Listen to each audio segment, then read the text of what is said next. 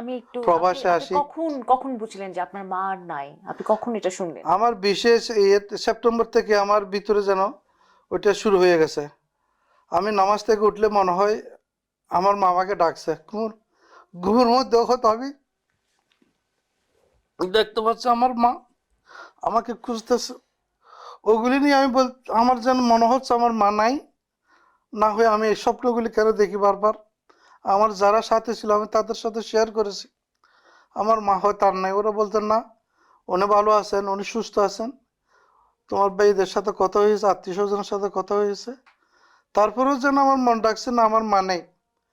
শেষ পর্যন্ত আমরা জানতে পারলাম 21শে সেপ্টেম্বর আমাদের টিকিট কনফার্ম হয়ে গেছে, 23 তারিখ আমাদেরকে দেশে পাঠিয়ে দেবে।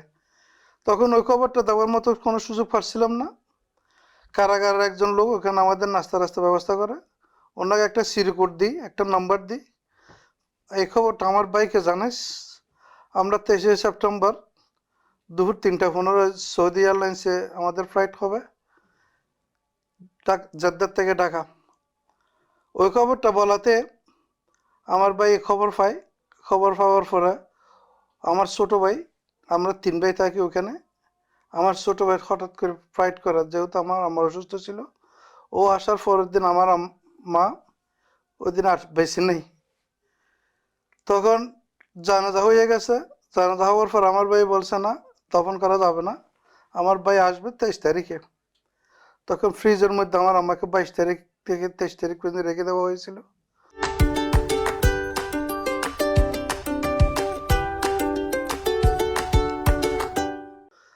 যখন আমি ঢাকাতে নামি, আমাদের কিছু কলিগরা যায় এখানে আমাদেরকে সম্বর্ধনা দেয়।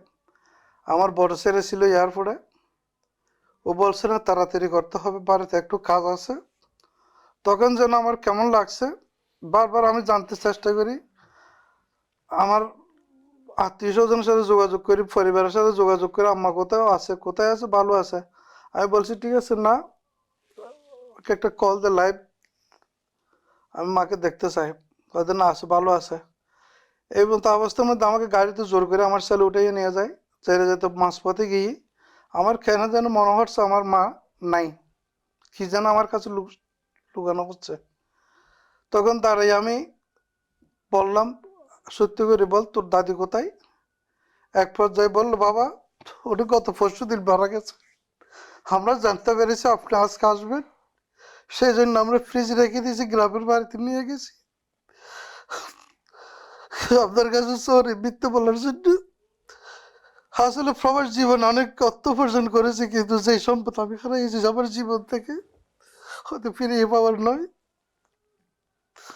আমি 10:30টা আমার গ্রামের বাড়িতে যাই, 11টা আমার মায়ের জানাজা হয়। মায়ের শেষ বিদায়টা এখনো পর্যন্ত তিনি নিজেকে বড় অপরাধী মনে করছে।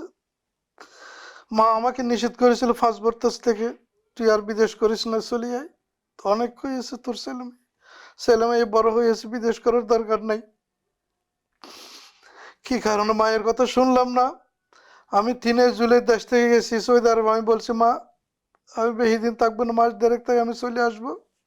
যেই দিন আমার 1.5 মাস হয়েছে, 16 আগস্ট আমি অ্যারেস্ট হয়েছি। আমার আশাটাও একেবারে হয়েছে, মায়ের দোয়া কবুল করেছে, কিন্তু মাকে পেলাম না। এটাই বড় দুঃখ প্রবাস জীবনে। জানি না আমার স্বার্থকতা ব্যর্থতা কতটুকু নিজে করতে পেরেছি, কিন্তু যে দুটো জিনিস আমার জীবন থেকে আমি হারাইছি সেটা আমার পাওয়ার নয়। আমি সকল প্রবাসীকে বলবো, যার যতটুকু প্রয়োজন, প্রয়োজনের বাইরে আশা না করে নিজের ছেলে সন্তান এবং পরিবারের সাথে সময় দেওয়ার জন্য। আমার জীবনে মনে হয় আমি যে ভুল করেছি সেই ভুল যেন আর কোনো প্রবাসী না করে। উত্তম সময় আপনার ছেলে মেয়ে উপযুক্ত হয়েছে, বড় হয়েছে, আপনার মা বুড়ো হয়েছে, তাদের ফাঁসে থাকেন, তাদের ফাঁসে থাকিও সুন্দর করে চলা যায়।